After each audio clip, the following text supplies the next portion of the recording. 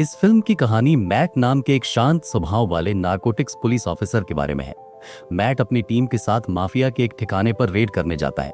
वहां उन्हें करीब $20 मिलियन मिलते हैं, जो इंडियन करेंसी में लगभग 180 करोड़ रुपए होते हैं। इसके बाद कहानी ये दिखाती है कि मैट की नीयत कैसे बदलती है। वो इतना बड़ा पैसा अपने पास रखने का प्लान क्यों बनाता है, और क्या वो माफिया का सारा पैसा चुरा पाएगा या नहीं। फिल्म की शुरुआत में हमें जैकी नाम की एक ऑफिसर दिखाई जाती है, जो नारकोटिक्स डिपार्टमेंट में काम करती है। वो अपनी एक मुखबिर से बात कर रही होती है, जो बहुत डरी हुई होती है। जैकी उसे हिम्मत देती है और कहती है कि वो उसे बचाने की पूरी कोशिश करेगी। इसके बाद जैकी अपनी कार से बाहर निकलती है। तभी कुछ किलर्स उस पर हमला कर देते हैं और उसे गंभीर रूप से घायल कर देते हैं। वे उसे मारने ही वाले होते हैं कि जैकी उन पर गोलियां चलाती है। इसके बाद वो अपने फोन से किसी को एक मैसेज भेजती है और फिर फोन को पानी में फेंक देती है। थोड़ी देर बाद किलर्स वहां आ जाते हैं और जैकी को वहीं मार देते हैं। अगले दिन की कहानी दिखाई जाती है। जैकी की टीम का लीडर मैट अपने बॉस के साथ गुस्से में बात कर रहा होता है, क्योंकि जैकी की हत्या हो चुकी होती है। उसका बॉस बताता है कि FBI की एक स्पेशल टीम आई है जो इस मामले की जांच कर रही है। FBI को शक होता है कि जैकी को उसकी ही टीम के किसी आदमी ने मारा है। इसके बाद हमें FBI ऑफिसर स्कॉट एटकिंस दिखाई देता है, जो जैकी की टीम से पूछताछ कर रहा होता है।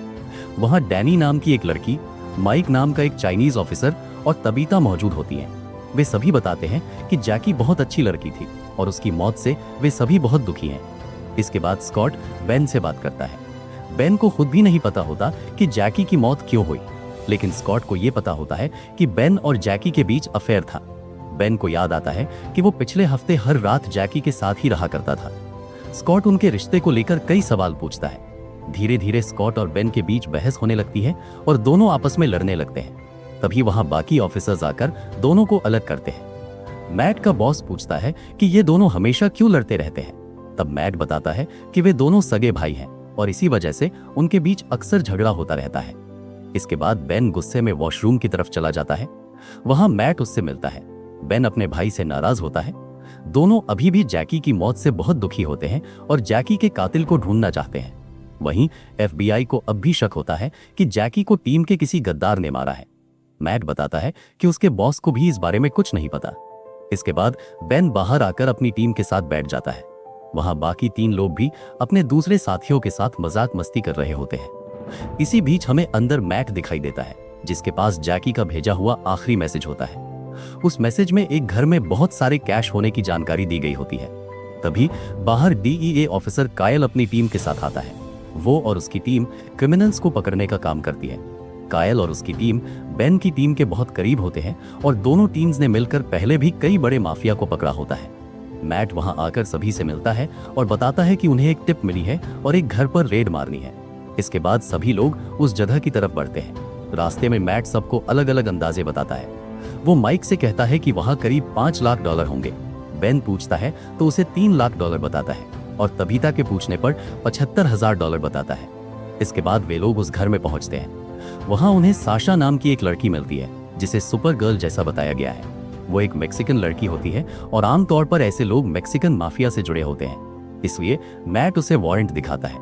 फिर सभी घर के अंदर जाते हैं और अपना डॉग छोड़ते हैं। कुत्ता छत पर जाकर पैसों की जगह ढूंढ लेता है। मैट साशा से पैसों के बारे में पूछता है, लेकिन साशा कहती है कि उसे पैसों के बारे में कुछ नहीं पता। इसके बाद मैट और बेन ऊपर जाते हैं, जहां उन्हें कई सारे ड्रम्स मिलते हैं, जिनके अंदर पैसे छुपे होते हैं। वे साशा से सच बताने को कहते हैं। साशा बताती है कि वो इस घर में अपनी दादी के साथ रहती थी। वो इलाज के लिए यहाँ आई थी और 3 महीने पहले उसकी दादी की मौत हो गई थी। वो कहती है कि उसे इन पैसों के बारे में कुछ भी नहीं पता। मैट को शक होता है कि साशा को माफिया के पैसों के बारे में जरूर पता होगा, लेकिन साशा फिर से मना कर देती है। मैट और बेन बताते हैं कि इस इलाके के सभी घर माफिया ने खरीदे हुए हैं और उन्हें पूरा भरोसा था कि यहाँ पैसे जरूर मिलेंगे। साशा को मैट और बेन दोनों गद्दार लगने लगते हैं। वो मैट के हाथ पर बने 2 अजीब टैटू देखती है और उनके बारे में पूछती है। मैट बताता है कि वो सवाल जवाब वाला टैटू है। एक टैटू में सवाल है कि क्या हम अच्छे ऑफिसर हैं, और दूसरे टैटू में जवाब है, हाँ हम अच्छे ऑफिसर हैं। इसके बाद मैट और बेन ड्रम्स को नीचे लाते हैं। एक ड्रम खोलने पर उसमें करीब $1.4 मिलियन कैश मिलता है। ऐसे कुल 14 ड्रम होते हैं, जिनमें मिलाकर करीब $20 मिलियन कैश होता है। मैट कहता है कि इतनी बड़ी रेड उन्होंने पहले कभी नहीं मारी। मैट बताता है कि रेड का एक नियम होता है कि जितने पैसे मिलते हैं उन्हें वहीं गिनकर उनका पूरा नंबर लिखा जाता है। इसलिए वो सबको अपने फोन उसे देने को कहता है। सभी लोग नाराज हो जाते हैं, लेकिन फिर भी अपना अपना फोन मैट को दे देते हैं। इसके बाद मैट सारे ड्रम्स नीचे लाता है। वो डैनी और तबीता को पैसे गिनने के लिए कहता है और माइक को बाहर जाकर घर के आसपास नजर रखने को कहता है। तभी बेन कहता है कि रात काफी हो चुकी है और यहाँ पैसा भी बहुत ज्यादा है, इसलिए अब हमें यहाँ से निकल जाना चाहिए। लेकिन मैट कहता है कि रेड का एक नियम होता है कि पैसों को उसी जगह पर गिनकर उनका पूरा नंबर लिखा जाता है। ये नियम हमें मानना पड़ेगा और फिलहाल हम इस बारे में अपने बॉस को कुछ नहीं बताएंगे। तब बैन बताता है कि जैकी ने उसे पहले ही कहा था कि उसे बहुत बड़ी टिप मिलने वाली है और हो सकता है कि ये वही जगह हो। इस पर मैट कहता है कि उसे इससे कोई फर्क नहीं पड़ता, पहले उन्हें यहाँ की सारी चीजें संभालनी होंगी। इसी दौरान माइक आकर बताता है कि बाहर कुछ ऑफिसर्स की गाड़ियां आ गई हैं। बैन और मैट बाहर जाते हैं। वहां ऑफिसर्स उनसे पूछते हैं कि वे यहाँ क्या कर रहे हैं। दोनों बताते हैं कि उनकी टीम यहाँ एक रेड के लिए आई है। तब ऑफिसर्स कहते हैं कि उन्हें किसी रेड की जानकारी नहीं दी गई थी। ये सुनते ही बैन और मैट को गुस्सा आ जाता है, क्योंकि वे जानते थे कि वे ऑफिसर्स छोटी रैंक के हैं और उनमें से एक तो सस्पेंड भी है। ये समझते ही दोनों वहां से अंदर लौट आते हैं। उन्हें साफ समझ आ जाता है कि कुछ गड़बड़ है और अगर उन लोगों को कैश के बारे में पता चल गया तो वे उन पर हमला भी कर सकते हैं। इसी वजह से वे सबको अलर्ट रहने का फैसला करते हैं। बैन और मैट अंदर आकर सभी को गन और बुलेट प्रूफ जैकेट पहनकर तैयार होने के लिए कहते हैं। सभी उनकी बात मान लेते हैं। साशा को उन्होंने बांध कर रखा होता है और वो काफी गुस्से में होती है। उसी समय बाहर माइक नजर रख रहा होता है। वो अपना दूसरा फोन निकालता है और अपने चीफ को मैसेज करता है कि उन्हें जैकपॉट मिल गया है, लेकिन यहाँ हालात बिगड़ सकते हैं। इसके बाद मैट साशा से पूछताछ शुरू करता है। साशा बताती है कि यहाँ 2 लोग आए थे जो ये पैसा रख कर गए थे। उन्होंने कहा था कि अगर कोई भी यहाँ आए तो उसे जितना पैसा चाहिए उतना लेकर जाने देना, क्योंकि उन्हें पैसों से ज्यादा फर्क नहीं पड़ता। इसी दौरान साशा मैट के फोन में उसके बेटे की फोटो देखती है और पूछती है कि ये कौन है। मैट बताता है कि वो उसका बेटा है। फिर मैट और बैन दोनों साशा का रिकॉर्ड चेक करते हैं, लेकिन उसका कोई खास क्रिमिनल रिकॉर्ड नहीं मिलता। तभी वहां एक फोन बजता है। बैन फोन उठाता है। सामने से कहा जाता है कि जितना अच्छा पैसा चाहिए लेकर वहां से निकल जाओ और सिर्फ $5 लाख के लिए अपनी जान मत गवाओ। इसके बाद बैन मैट को एक कमरे में ले जाता है। बैन बहुत गुस्से में होता है क्योंकि मैट को पहले से टिप मिली थी। वो कहता है कि मैट ने पहले $3 लाख बताए थे, लेकिन फोन पर 5 लाख की बात हुई। इससे बैन को समझ आ जाता है कि मैट कुछ ना कुछ गड़बड़ कर रहा है। मैट कुछ भी बताने से मना कर देता है, लेकिन बैन को पूरा यकीन हो जाता है कि मैट कोई बड़ा खेल खेल रहा है। इधर तबीता और डैनी पैसे गिन रही होती हैं। इतने ज्यादा पैसों को देखकर उनके मन में आता है कि अगर वे थोड़ा सा पैसा अपने पास रख लें तो अपनी जिंदगी सुधार सकती हैं। दूसरी तरफ बैन बाहर जाकर कायल को फोन करता है और उससे मदद मांगता है। वो अपने भाई को भी फोन करना चाहता है। पहले कायल मना कर देता है, तब बैन उसे बताता है कि मैट को एक टिप मिली थी और इसी वजह से वे लोग रेड मारने आए थे। यहाँ उन्हें उम्मीद से कहीं ज्यादा पैसा मिला है, लेकिन मैट ने अभी तक बॉस को कुछ नहीं बताया है। तब कायल बताता है कि वो जैकी के मर्डर केस को सॉल्व करना चाहता है। वो अपने बेटे की कैंसर से मौत और अपनी पत्नी से अलग होने की वजह से पहले ही बहुत परेशान है। इसके बाद वो कहता है कि अब वो उनकी मदद के लिए वहां निकल रहा है। इसी बीच साशा देखती है कि मैट अंदर दोनों लड़कियों से मिलता है और उनके साथ मिलकर सारा पैसा चुराने का प्लान बना रहा है। दूसरी तरफ बाहर बैन और माइक मिलते हैं। माइक बताता है कि पूरा इलाका सुनसान है और कहीं कोई आदमी नजर नहीं आ रहा। तभी सामने वाले घर की light bar bar on off होने लगती है और उस घर से कोई मोर्स कोड में गालियां देता है। बैन उसे सबक सिखाने के लिए उस घर की तरफ बढ़ता है। इसी दौरान माइक अंदर मैट के पास जाने के लिए लौट आता है। अंदर साशा छुपकर मैट की बातें सुन रही होती है। मैट अपने चीफ को फोन पर बताता है कि उन्हें यहाँ सिर्फ $5 लाख मिले हैं और वे लोग वापस लौट रहे हैं। तभी माइक अंदर आ जाता है। मैट के वहां से जाते ही साशा माइक से कहती है कि उसका बॉस और ये दोनों लड़कियां यहाँ का सारा पैसा चुराने वाले हैं और उसे इस बारे में किसी को जरूर बताना चाहिए। तभी अंदर फिर से फोन बजता है और इस बार डैनी फोन उठाती है। सामने से गुंडे कहते हैं कि 10 मिनट में वहां से भाग जाओ वरना तुम सब मारे जाओगे। बाहर माइक फिर से अपने चीफ को फोन करता है और कहता है कि पैसों को बचाने के लिए वो जल्द से जल्द वहां पहुंचे। इसके बाद माइक अंदर आकर लड़कियों से बात करता है। लड़कियां कहती हैं कि सब कुछ ठीक चल रहा है। तभी मैट भी वहां आ जाता है। डैनी बताती है कि गुंडे 5 मिनट में यहाँ पहुंचने वाले हैं। तभी बाहर से गोलियां चलने लगती हैं ऑफिसर्स भी जवाबी फायरिंग करने लगते हैं और इसी गोलीबारी में तबीता घायल हो जाती है। इसके बाद मैट माइक को साथ लेकर उन गुंडों के पीछे जाता है जो भाग रहे होते हैं। मैट और माइक उन पर गोलियां चलाते हैं, लेकिन गुंडे अपनी गाड़ी में बैठकर उस इलाके से फरार हो जाते हैं। इधर बैन एक गुंडे को पकड़कर बाहर लाता है। वो बताता है कि ये माफिया का आदमी है, लेकिन इसने उन पर गोली नहीं चलाई थी। इसके बाद वो गुंडा अपने मैक्सिकन माफिया बॉस से उनकी बात करवाता है। माफिया बॉस बताता है कि घर के अंदर जो पैसा मिला है वो उनका नहीं है और उन्हें उस पैसे से कोई मतलब नहीं है। वो ये भी कहता है कि जैकी के मरने के बाद पुलिस उनके पीछे पड़ी हुई है, लेकिन जैकी को उनके लोगों ने नहीं मारा। वो शक जताता है कि जैकी को उनकी टीम में से किसी एक ने मारा हो सकता है। माफिया ये भी कहता है कि वे उन पर हमला करके अपनी मुसीबतें और नहीं बढ़ाना चाहते, इसलिए उन्होंने वहां किसी को नहीं भेजा। ये सुनकर मैट और बैन दोनों चौंक जाते हैं। इसके बाद तीनों वापस घर के अंदर आ जाते हैं। मैट पूरी टीम को बताता है कि ये पैसा माफिया का नहीं है, इसलिए उन्हें इस पैसे की जरूरत नहीं है। इस पर डैनी कहती है कि अगर ऐसा है तो वे ये पैसा रख सकते हैं। वे चीफ को वही नंबर बताएंगे जो मैट ने पहले बताए थे और बाकी पैसा अपने पास रख लेंगे। ये सुनकर बैन मैट पर भड़क जाता है। बैन को लगने लगता है कि मैट बाहर के गुंडों से मिला हुआ है और उसी ने इस पैसे को चुराने का पूरा प्लान बनाया है। इस पर मैट पलटकर कहता है कि तुम अभी माफिया के आदमी से बाहर मिलकर आए हो सकता है तुम भी चोर हो।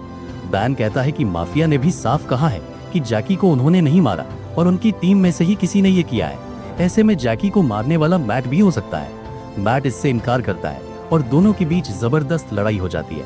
माइक बीच में आकर दोनों को शांत करता है। इसके बाद मैट सबको कहता है कि पैसों को भरो और यहाँ से निकलने की तैयारी करो। माइक वॉशरूम में जाता है, जहाँ उसे लगता है कि उसका फोन शायद बाहर गिर गया था।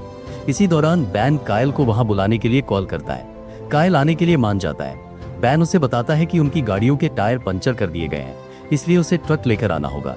माइक वापस आकर साशा से फोन मांगता है, लेकिन साशा का फोन भी मैट के पास होता है। माइक घर में रखी कैंडल्स देखता है और घर को जलाने की तैयारी करता है। अंदर माइक डैनी और तबिता के साथ मिलकर पैसों को बैग्स में भर देता है। वो दोनों को एक नंबर देता है और कहता है कि वही नंबर ऑफिसर्स को बताना है। पूरे घर में आग लग जाती है। तीनों बैग्स लेकर बाहर निकलते हैं। उसी वक्त कायल ट्रक लेकर वहां पहुंच जाता है। माइक पैसों के बैग्स को कायल के ट्रक में रखवा देता है। फिर वो डैनी और तबिता को साशा के साथ पुलिस स्टेशन जाने के लिए कहता है। बैन, माइक और कायल ट्रक में बैठकर आगे बढ़ते हैं। सभी लोग अपनी गन तैयार रखते हैं और बैन अपने चीफ को कॉल करने की कोशिश करता है। तभी माइक कहता है कि मैट ने चीफ को गलत नंबर दिया है। अब मैट को शक होने लगता है कि माइक ही गद्दार है।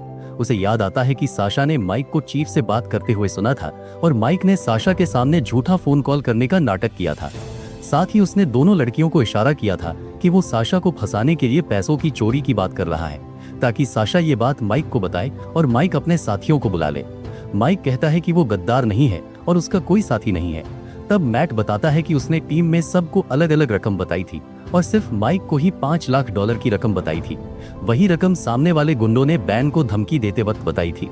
माइक जवाब देता है कि उसका फोन तो मैट के पास था, फिर वो धमकी कैसे दे सकता है। तभी बैन माइक का फोन निकालता है, जो उसने पहले लड़ाई के दौरान उसके कपड़ों से निकाल लिया था। इससे साफ हो जाता है कि माइक ने ही गुंडों को बुलाकर हमला करवाया था। बैन बताता है कि वो और माइक सामने वाले घर के पास मिले थे। माइक ने उसे बताया था कि उसे जैकी का मैसेज आया था और इस घर में पैसों की जानकारी सिर्फ उसी को थी। इसी वजह से वो असली गद्दार को पकड़ने के लिए सबको अलग अलग नंबर बता रहा था और माइक वाले नंबर से ही धमकी आई थी। इसके बाद वे माइक से उसके बॉस का नाम पूछते हैं, लेकिन माइक कुछ नहीं बताता। फिर वे कायल से पूछते हैं कि वो यहाँ अकेला क्यों आया और अपनी टीम को क्यों नहीं लाया। कायल कहता है कि उसकी टीम घर चली गई थी। तभी बैन और मैट बताते हैं कि उन्हें पता है कि कायल ही माइक का साथी है। ये सुनकर कायल हंसने लगता है। माइक से इस बात की पुष्टि करने के लिए वे कहते हैं। माइक अपना फोन लेकर चीफ को कॉल करता है और उसी वक्त कायल का फोन बजने लगता है। अब सब समझ जाते हैं कि कायल और माइक दोनों ने मिलकर उन्हें फंसाने की कोशिश की थी। इसके बाद वहां गोलीबारी शुरू हो जाती है। इस दौरान बैन घायल हो जाता है। कायल बैन और मैट को पीटकर उनकी गन छीन लेता है और उन्हें पैसे आपस में बांट लेने का ऑफर देता है। मैट पूछता है कि क्या जैकी को उसी ने मारा था। तब माइक बताता है कि जैकी को कायल नहीं मारा था और उसने पैसों के लिए जैकी को मारने में माइक की मदद ली थी। दोनों पहले भी साथ देखे गए थे। इसी दौरान बैन का फोन बजता है। वो फोन को लाउडस्पीकर पर डालता है। उधर से स्कॉट की आवाज आती है। स्कॉट बताता है कि उसकी टीम पूरी तरह तैयार है। तभी स्कॉट की टीम सामने से उनकी गाड़ियों को घेर लेती है और स्कॉट सबको बाहर निकलने का आदेश देता है। वहां कायल अपनी ऑफर दोबारा रखता है। वो कहता है कि अगर वे लोग माइक को मार दे तो दोनों टीमें मिलकर इस ड्रग्स के पैसे को बचा सकती हैं और ये कह सकती हैं कि माइक ही सारा पैसा लेकर भाग गया था। तभी बैन कहता है कि कायल, मैंने अभी तक स्कॉट का फोन कॉल कट नहीं किया है और वो हमारी सारी बातें सुन रहा है। ये सुनते ही कायल गोली चलाता है, पैसों से भरा बैग उठाता है और वहां से भागने लगता है। उसी वक्त माइक भी एक बैग उठाकर जंगल की तरफ भाग जाता है। इसके बाद एक लंबा और जबरदस्त चेस सीन होता है। बैन कायल की गाड़ी का पीछा करता है और आखिरकार उसकी गाड़ी को नीचे गिरा देता है। दूसरी तरफ जंगल में मैट और माइक के बीच भयानक लड़ाई होती है। काफी संघर्ष के बाद मैट माइक को हरा देता है। इधर कायल बैन से कहता है कि उसे जितने पैसे चाहिए दे दो और उसे छोड़ दो। तब बैन बैग खोलकर दिखाता है। उस बैग के अंदर पैसे नहीं बल्कि किताबें भरी होती हैं। ये देखकर कायल चौंक जाता है। तभी बैन कायल को गोली मार देता है और जैकी की मौत का बदला पूरा कर देता है। इसके बाद हमें मैट नजर आता है, जिसने माइक को अरेस्ट कर लिया होता है और उसे सजा दिलाने के लिए वहां से लेकर जाता है। फिर हमें डैनी और तबिता दिखाई देती है, जिनके साथ साशा भी होती है। उनकी गाड़ी और ट्रक्स में सारा पैसा भरा हुआ होता है। वे सभी पैसे ऑफिसर्स को सौंप देते हैं। ऑफिसर्स पैसे गिनते हैं और मैट और उसकी टीम वही अमाउंट बताती है जो उन्हें मिला था। इस ईमानदारी की वजह से ऑफिसर्स मैट और उसकी टीम की खूब तारीफ करते हैं। तभी सब देखते हैं कि ऑफिसर साशा को उस रकम का 20% हिस्सा देते हैं। दरअसल साशा ही जैकी की खबरी थी, जिससे जैकी फिल्म की शुरुआत में बात कर रही थी। अब उसकी दादी के गुजर जाने के बाद ये पैसा उसके बहुत काम आने वाला था। इस वजह से पूरी टीम काफी खुश होती है। इसके बाद डैनी और तबीता घर जाने के लिए निकल जाती हैं। बेन स्कॉट से मिलता है और उसकी मदद के लिए उसे धन्यवाद कहता है। दोनों भाइयों को एक साथ काम करके काफी अच्छा लगता है। फिर साशा मैट के पास आती है और उसे धन्यवाद कहती है। मैट जानता था कि साशा सच बताएगी, क्योंकि वो एक अच्छी लड़की है। मैट पहले ही समझ चुका था कि वही जैकी की खबरी थी। साशा भी जैकी की मौत से बहुत दुखी होती है और उसे पहले उसकी मौत के बारे में पता नहीं था। मैट साशा को अपने टैटू का मतलब बताता है। वो कहता है कि टैटू में जो सवाल लिखा है, क्या तुम एक अच्छे ऑफिसर हो, ये सवाल उसके बेटे ने मरने से पहले उससे पूछा था। तब मैट ने जवाब दिया था, हाँ मैं एक अच्छा ऑफिसर हूँ। यही उसके टैटू का असली मतलब था। इसके बाद मैट साशा से कहता है कि वो आगे चलकर किसी भी मुसीबत से दूर रहे। सुबह होते होते मैट और बेन साथ बैठकर ड्रिंक लेते हैं और सूरज उगते हुए देखते हैं। इसी के साथ ये बेहतरीन फिल्म खत्म हो जाती है। तो आपको ये फिल्म कैसी लगी, ये आप कमेंट सेक्शन में जरूर बताइए, क्योंकि इस फिल्म के बारे में आपसे बात करने के लिए मैं काफी एक्साइटेड हूँ। ऐसी ही नई और शानदार फिल्मों की कहानियां देखने के लिए हमारे चैनल को जरूर सब्सक्राइब करें।